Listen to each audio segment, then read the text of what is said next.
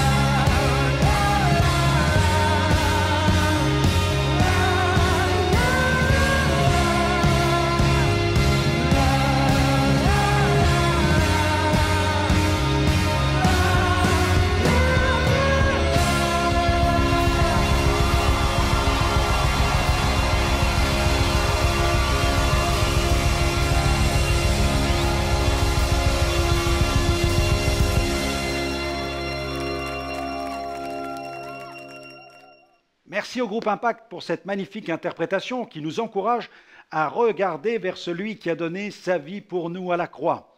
Poursuivons notre méditation sur ce sujet tellement glorieux, oui, du réveil spirituel. Un retour à Dieu se caractérise par un mouvement de sainteté. Il est important de comprendre ce domaine-là. C'est Jonathan Edwards, un revivaliste, qui a écrit ceci. Le plus grand privilège que possédaient les prophètes et les apôtres n'était pas le fait d'être inspirés et d'accomplir des miracles, mais de manifester leur éminente sainteté. La grâce présente dans leur cœur leur servait 1000 fois plus de dignité et d'honneur que tous leurs dons miraculeux. David ne tirait pas son réconfort de son statut royal ou de son rôle de prophète, mais il se réjouissait de la présence des saintes influences de l'Esprit de Dieu en son cœur, car elles lui communiquaient la lumière, la joie et l'amour céleste. L'apôtre Paul abondait en visions, en révélations, en dons miraculeux, au point de surpasser même les autres apôtres dans ce domaine. Mais il regardait toutes choses comme une perte à cause de l'excellence de la connaissance spirituelle de Christ. Jésus a dit « Heureux ceux qui ont le cœur pur, car ils verront Dieu. » Et l'apôtre Paul a déclaré dans 1 Thessaloniciens chapitre 5 versets 23 à 24 que le Dieu de paix vous sanctifie lui-même tout entier et que tout votre être, l'esprit, l'âme et le corps soient conservés irrépréhensibles lors de l'avènement de notre Seigneur Jésus-Christ. Celui qui vous a appelé fidèle, c'est lui qui le fera. Mais attention, quand je cite la nécessité d'un mouvement de sainteté, je ne parle pas, bien entendu, d'un retour à une sorte de légalisme qui est une caricature, vraiment une caricature de la véritable sainteté. Alors, 3 points à considérer concernant la vraie sainteté, notez-les. D'abord, la justification nous déclare saints. Oui, vous êtes saints, il s'agit d'un état. Dans Éphésiens chapitre 5, verset 3, que l'impudicité, qu'aucune espèce d'impureté, que la cupidité ne soit pas même nommée parmi vous, ainsi qu'il convient à des saints. Deuxième point, la sanctification nous rend saints. Dans 2 Pierre 3, 11, il est écrit « Sanctifiez-vous ». Il s'agit donc aussi d'une conduite.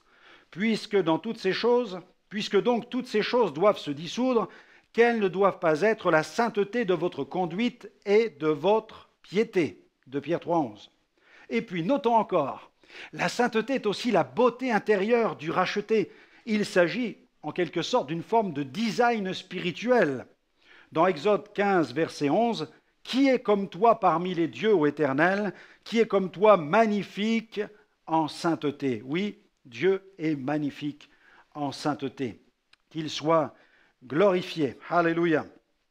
Hudson Taylor était avide de la vraie sainteté. Il dit « J'ai soif de sainteté, de ressemblance à celui qui nous a tant aimés et lavés de son propre sang. Un tel amour devrait nous amener à lui offrir nos corps et nos esprits en sacrifice vivant.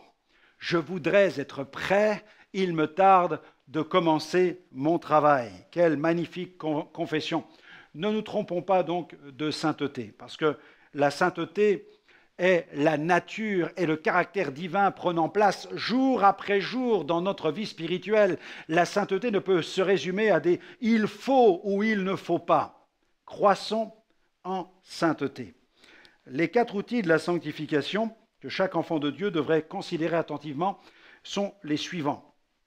Premièrement, la foi dans le tout accompli de Golgotha. Dans Hébreux 10, 10, c'est en vertu de cette volonté que nous sommes sanctifiés par l'offrande du corps de Jésus-Christ une fois pour toutes. Donc la foi dans le tout accompli de Golgotha. Ensuite, le sang de Jésus, qui est un moyen de sanctification. Dans 1 Jean 1, 7, si nous marchons dans la lumière, comme il est lui-même dans la lumière, nous sommes mutuellement en communion et le sang de Jésus, son Fils, nous purifie de tout péché. Ajoutons la parole de Dieu. Dans Jean 17, verset 17, Jésus, dans la prière sacerdotale, s'exprime ainsi. Il s'adresse à son Père, il dit « Sanctifie-les par ta vérité, ta parole est la vérité. » Ensuite, il y a la prière. Paul a déclaré dans 1 Timothée 4, 5, « Tout est sanctifié par la parole de Dieu et par la prière. » Amen. Beaucoup de chrétiens se prélassent de façon insouciante dans le confort et la tiédeur, inconscients de leur déclin spirituel et oubliant la mission qui leur a été confiée. Qu'en est-il de votre vie spirituelle? La parole est-elle toujours votre nourriture de chaque jour? Avez-vous suffisamment d'huile dans votre lampe? Êtes-vous prêt pour le retour de l'époux? Comme Jean, tombons aux pieds du Seigneur, qui est le premier et le dernier. À ses pieds, nous ne pourrons jamais nous égarer. Jésus nous invite à rejoindre courageusement les rangs de l'armée de l'Éternel. Prenons place parmi les sentinelles et les intercesseurs, et brillons comme des flambeaux dans ce monde troublé. C'est ce que ce livre, du déclin spirituel au réveil spirituel, nous invite à faire. Vous pouvez vous le procurer sur notre site www.gospelvision-international.com.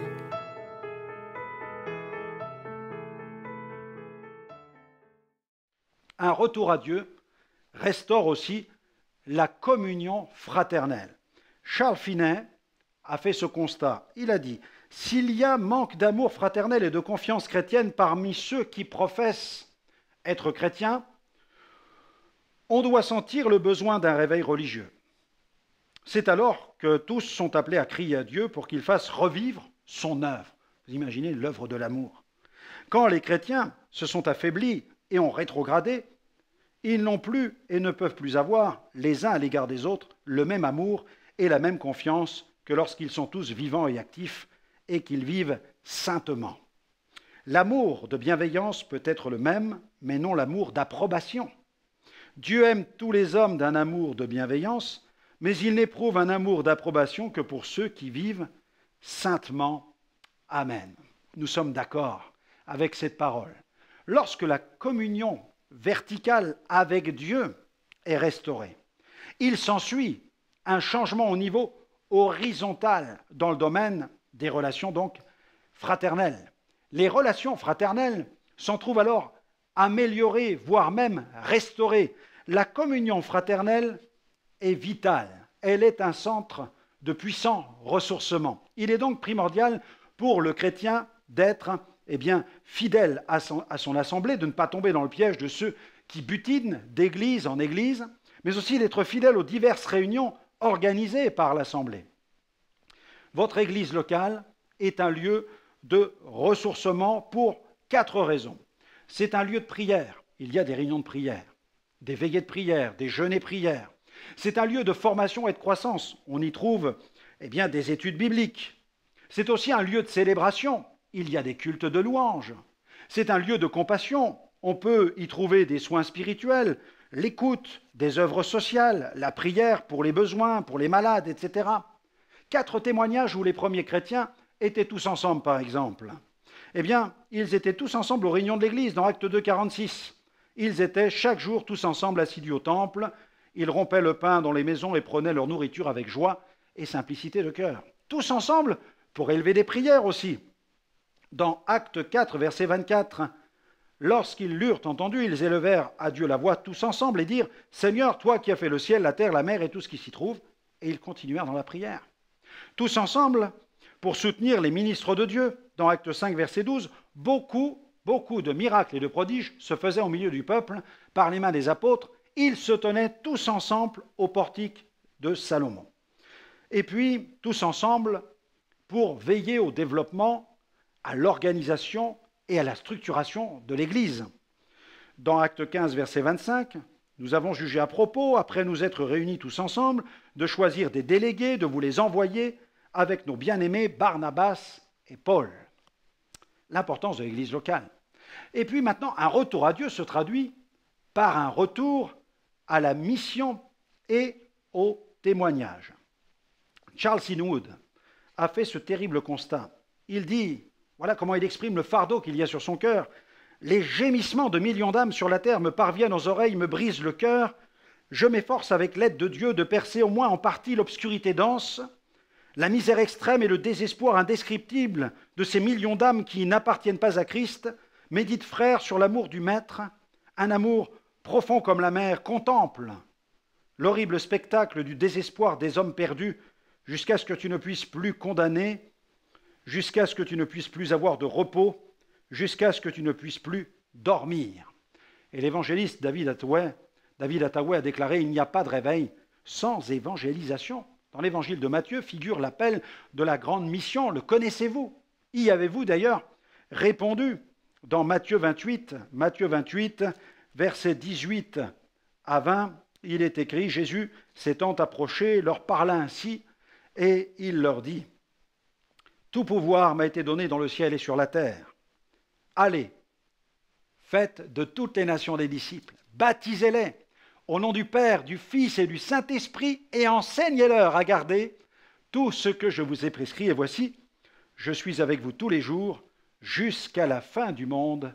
À Dieu soit la gloire. » Hudson Taylor ne pouvait supporter l'idée de savoir que des chrétiens puissent encore négliger l'appel de la grande mission. Il a dit, se peut-il que des chrétiens restent installés confortablement chez eux et laissent périr sans remords ces milliers d'âmes? Se peut-il que la foi n'ait pas plus de puissance pour les mener à se sacrifier pour l'amour de celui qui a donné son sang pour le monde?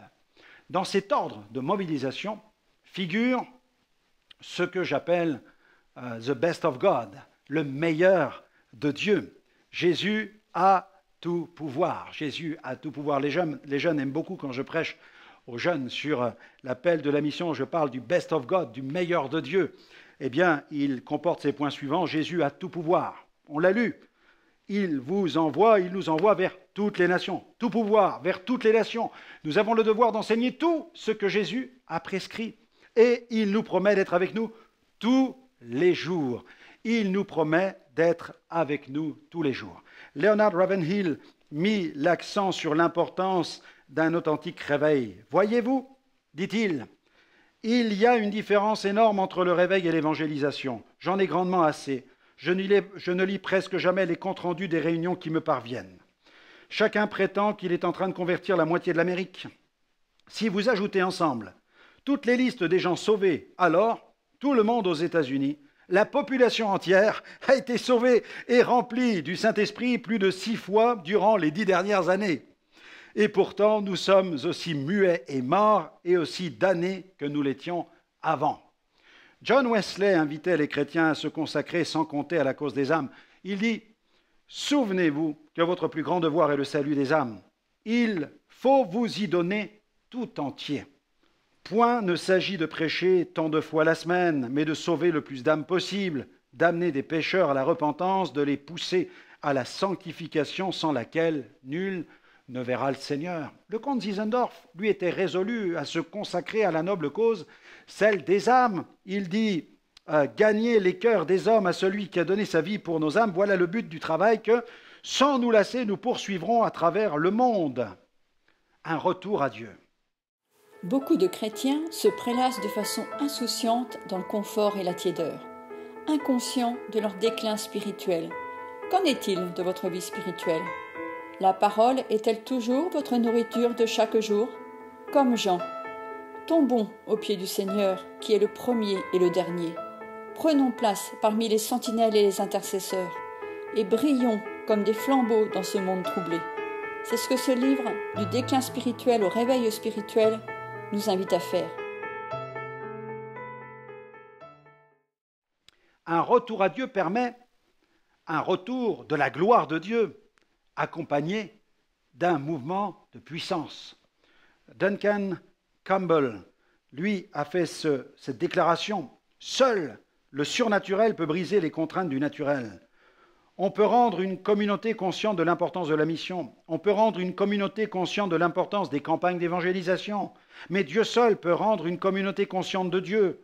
Prenez un instant pour penser à ce qui pourrait se passer si Dieu entrait dans une communauté par sa toute-puissance. Il m'est avis que ce jour arrive, que Dieu nous prépare tous. Quand un chrétien revient à Dieu, alors Dieu revient à lui. Attention, non pas qu'il l'avait quitté, mais c'est sa présence tangible qui faisait défaut. La présence divine reprend place sur le trône de son cœur. Dieu siège au milieu des saints.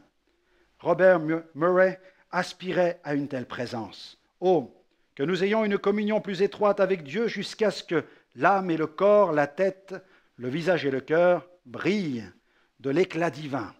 Mais oh, que nous ayons une sainte ignorance de notre éclat. En conclusion, je laisserai le mot de la fin à Finney et à Ravenhill, les plus célèbres revivalistes.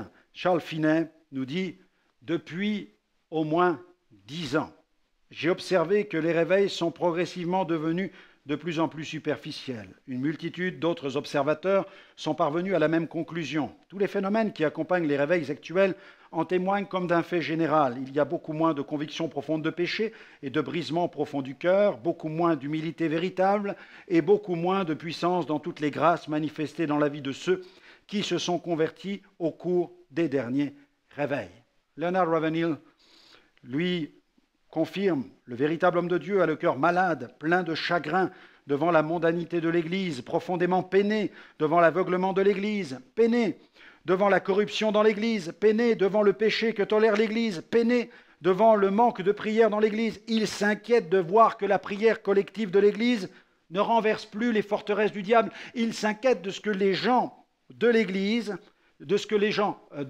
ne pleurent plus de désespoir devant une société malade à cause du péché et conduite par le diable. Pourquoi n'avons-nous pas pu le chasser? Il ajoute Matthieu 17, 19. Revenons donc à Jésus. Que le Saint-Esprit illumine les yeux de notre cœur, que le Seigneur applique un collier sur nos yeux troublés afin qu'ils s'ouvrent et qu'ils découvrent tout à nouveau la beauté de Christ. Dans le psaume 45, verset 2, le psalmiste a déclaré au sujet du Messie, il dit « Tu es le plus beau des fils de l'homme, la grâce est répandue sur tes lèvres, c'est pourquoi Dieu t'a béni pour toujours. » Retrouvons la véritable vision du Christ, cette vision qui émerveille et qui illumine une existence tout entière. Moïse, nous dit la Bible, a suivi celui qui était invisible. Et Ésaïe, quant à lui, déclare qu'il a vu le roi. Jésus, quant à lui, dit qu'Abraham avait vu son jour et qu'il s'en était réjoui. Étienne, celui qui fut appelé à juste titre le premier martyr de l'Église, il a vu quant à lui les cieux ouverts et le Fils de l'homme debout à la droite de Dieu. Souvenons-nous, sur le chemin de Damas, Saul de Tarse vit cette grande lumière venant du ciel. Ce jour-là, le persécuteur fut transformé en prédicateur et apôtre de la foi. Seule une vision renouvelée du Christ pourra transformer notre existence. Paul fut incapable de résister à la vision céleste. Sa vision fut saisie par le Christ élevé et exalté. Sa vie fut saisie par ce Christ élevé et exalté. Cette vision du Seigneur doit illuminer la vie intérieure de l'enfant de Dieu. Ceci est déterminant quant à sa destinée éternelle. Nos bâtiments d'église ne sont pas une fin en soi. Les choses matérielles et terrestres sont vouées à disparaître. Seules les choses éternelles sont appelées à demeurer. Vous avez faim et soif de vérité, vous avez faim et soif de Dieu. Le temps est venu où l'opportunité vous est offerte de vous approcher de lui au travers de Jésus qui a accompli cette œuvre rédemptrice à la croix. Approchez-vous de Dieu dans un esprit de repentance et d'abandon. Relevez le défi de votre réveil personnel. Faites le point devant Dieu, au pied du Maître. Prenez dès maintenant la ferme décision de marcher et de vivre dans une totale obéissance à sa volonté. Et vous allez voir, la gloire de Dieu reprendra place sur le trône de votre cœur. Eh bien voilà, notre émission se termine. J'espère que vous aurez été fortifiés, encouragés à vous approcher de lui. N'hésitez pas à nous retrouver sur notre site web www.gospelvision-international.com. Vous allez pouvoir retrouver de nombreux enseignements qui vous aideront à grandir dans la foi. Ils vous feront du bien. Que le Seigneur continue à répandre sa grâce sur votre vie et qu'il vous fasse pleinement entrer dans votre glorieuse destinée. Qu'il vous bénisse et à très bientôt.